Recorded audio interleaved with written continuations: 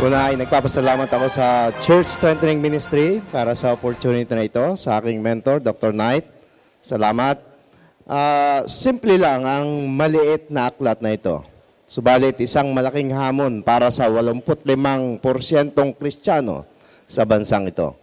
Ito po ay nahati sa tatlong bahagi lamang. Una ay sinasalamin ang mga pang-araw-araw na gawa ng mga nagsasabing Kristiyano daw sila.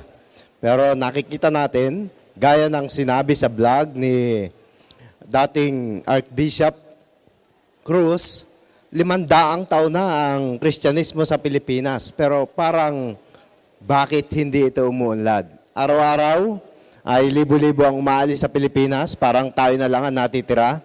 At yun ay sa dahilang naghahanap sila ng mas mabuting bagay sa ibang bansa. Ang aklat na ito ay nagtatanong, may kasalanan ba ang pagtuturo ng mga naunang mananampalataya? O may kasalanan ang mga kasalukuyang nananampalataya? Sa ikalawang bahagi, maaari mong matuklasan ay iyong sarili kung isa ka sa mga Kristiyanong ito. Baka mamaya ikaw ay isang Kristiyanong manunugal. Ang tawag dyan ay Kristayano. Mahilig tumaya. O baka ikaw ay isang Kristiyanong ang inaalala lang ay mga pagpapala para sa sikmura. Ang tawag doon ay Kristiyan. At meron din namang mga nagpupunta lang sa simbahan sapagkat may cross. Merong gusto.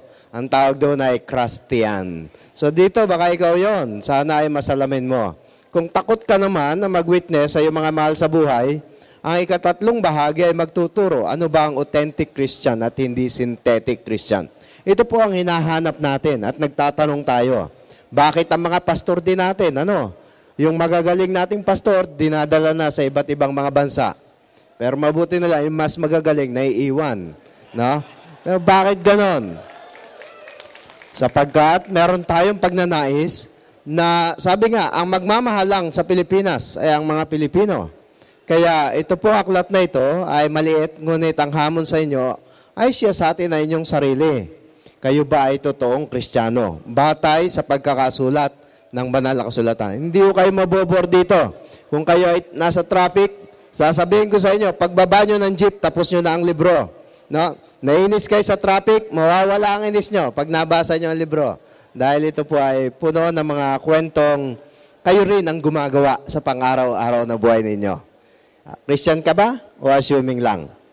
Mabuhay ang Pilipino.